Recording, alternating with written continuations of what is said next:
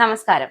പശ്ചിമേഷ്യയുടെ ആകാശത്ത് ഇന്ന് മുഴങ്ങുന്നത് യുദ്ധവിമാനങ്ങളുടെ ഗർജനമല്ല, മറിച്ച് മരണത്തിന്റെ സന്ദേശവുമായി എത്തുന്ന ഗോസ്റ്റ് ഡ്രോണുകളുടെ നിശബ്ദമായ ചിറകടിയാണ്.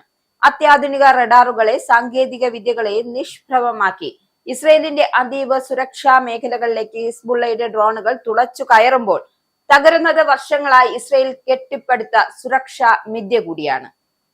തെക്കൻ ലെബനിൽ നിന്നും നിശബ്ദമായി കുതിച്ചുയരുന്ന ഈ കൊച്ചു ഡ്രോണുകൾ വെറുമൊരു അതിർത്തി ഏറ്റുമുട്ടലല്ല ലക്ഷ്യമിടുന്നത്, മറിച്ച് ലോക സൈനിക ശക്തികളെ പോലും ഞെട്ടിച്ചുകൊണ്ട് ഭാവിയിലെ യുദ്ധങ്ങളുടെ ഭീകരമായ പുതിയ രൂപമാണ് വെളിപ്പെടുത്തുന്നത്.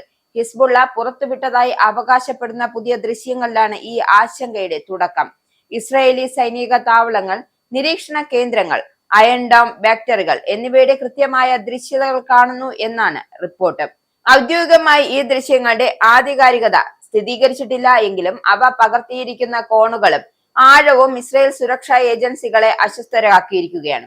കാരണം സാധാരണ നിരീക്ഷണ ഡ്രോണുകൾക്ക് പോലും സമീപിക്കാനാകാത്ത അതീവ സുരക്ഷാ മേഖലകളിലേക്കാണ് ഈ ആളില്ലാ സംവിധാനങ്ങൾ പ്രവേശിക്കുന്നത്. ഇവിടെ ഏറ്റവും ഭീതിജനകമായ കാര്യം ഈ ആക്രമണ നിരീക്ഷണ ദൗത്യങ്ങൾക്ക് ഉപയോഗിച്ചതായി കരുതപ്പെടുന്ന പുതിയ തലമുറ ഗോസ്റ്റ് ഡ്രോണുകൾ തന്നെയാണ്. ഇസ്രായേലി മാധ്യമമായ ഖാൻ ഉൾപ്പെടെയുള്ള റിപ്പോർട്ടുകൾ അനുസരിച്ച് വളരെ കുറഞ്ഞ റഡാർ സിഗ്നേച്ചറുകളും താപ അടയാളങ്ങളുമുള്ള ഫൈബർ ഓപ്റ്റിക്കൽ നിയന്ത്രിത ഡ്രോണുകളെയാണ് ഇപ്പോൾ ഇസ്രായേൽ ഏറ്റവും വലിയ ഭീഷണിയായി കാണുന്നത്. പരമ്പരാഗത ഡ്രോണുകൾ റേഡിയോ ഫ്രീക്വൻസി സിഗ്നലുകളിലൂടെയാണ് നിയന്ത്രിക്കപ്പെടുന്നത്. അതുകൊണ്ട് തന്നെയാണ് ഇലക്ട്രോണിക് ജാമിംഗ് സംവിധാനങ്ങൾ ഉപയോഗിച്ച് അവയെ തടയാനോ നിയന്ത്രണം നഷ്ടപ്പെടുത്താനോ സാധിക്കും. എന്നാൽ ഈ പുതിയ തലമുറ ഡ്രോണുകൾ നേരിട്ട് ഫൈബർ ഓപ്റ്റിക്കൽ ഡാറ്റ ലിങ്കുകൾ ഉപയോഗിക്കുന്നതിനാൽ സാധാരണ ഇലക്ട്രോണിക് വാർഫെയർ സംവിധാനങ്ങളെ ഇവയ്ക്കെതിരെ വളരെ പരിമിതമായ ഫലമേ ഉണ്ടാകുന്നുള്ളൂ. ഈ ഡ്രോണുകളെ ഗോസ്റ്റ് എന്ന് വിളിക്കുന്നത് വെറുമൊരു മാധ്യമ അതിശയോക്തിയല്ല. കാരണം ഇവയുടെ രൂപകൽപ്പന തന്നെ കണ്ടെത്തൽ ഒഴിവാക്കുന്നതായാണ്. വളരെ താഴ്ന്ന ഉയരത്തിൽ പറക്കുവാനും അതിവേഗത്തിലോ അത്യപൂർവമായ വേഗത്തിലോ സഞ്ചരിക്കുവാനും പരിസര താപനിലയുമായി ലയിച്ചു പോകുന്ന രീതിയിൽ താപ അടയാളങ്ങൾ കുറയ്ക്കുവാനും ഇവയ്ക്ക് കഴിയുന്നുണ്ട്. ഇസ്രയേലിന്റെ അഭേദ പ്രതിരോധ കവചമായി കണക്കാക്കപ്പെടുന്ന അയൺ ഡോമിന്റെ കാര്യക്ഷമതയെക്കുറിച്ച് പുതിയ ചർച്ചകൾ ആരംഭിച്ചു. അയൺ ഡോം പ്രധാനമായും റോക്കറ്റുകളും മിസൈലുകളും തടയാൻ രൂപകൽപ്പന ചെയ്ത സംവിധാനമാണ്. എന്നാൽ വളരെ ചെറിയ റഡാർ അടയാളങ്ങളുള്ള അതിവേഗത്തിൽ ദിശ മാറ്റാൻ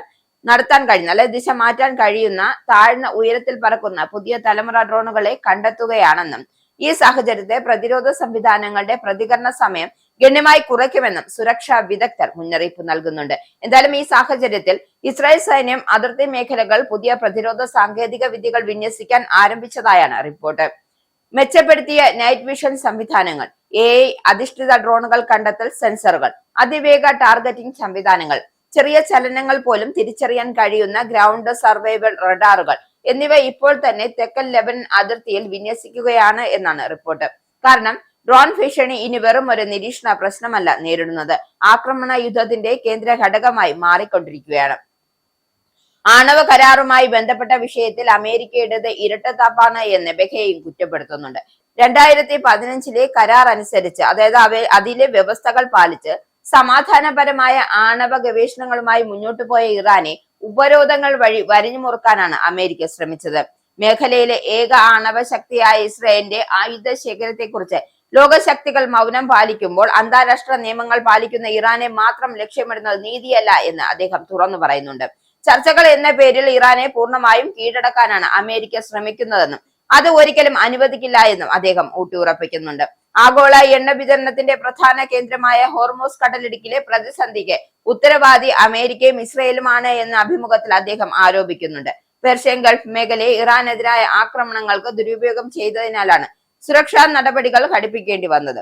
നിലവിലെ ഊർജ പ്രതിസന്ധി ഇന്ത്യ ഉൾപ്പെടെയുള്ള രാജ്യങ്ങളെ ബാധിക്കുന്നുണ്ട് എന്നും ഇതിന്റെ പൂർണ്ണ ഉത്തരവാദിത്തം അമേരിക്കയുടെ ഏകപക്ഷീയമായ നിലപാടുകൾക്കാണെന്നും അദ്ദേഹം കൂട്ടിച്ചേർത്തു. അടുത്തിടെയുണ്ടായ ഇസ്രയേൽ കൈക്കൊള്ളുന്ന പല ബുദ്ധിപരമായ സൈനിക നീക്കങ്ങളും പാളിപ്പോവുകയാണോ എന്ന സംശയമാണ് അന്താരാഷ്ട്ര പ്രതിരോധ വിദഗ്ധർ ഇപ്പോൾ ഉയർത്തുന്നത്. എന്തായാലും അതിന്റെ ഏറ്റവും ഒടുവിലത്തെ ഉദാഹരണമാണ് ഇറാഖിലെ ഇസ്രയേൽ താവളം കണ്ടെത്തിയ സംഭവം.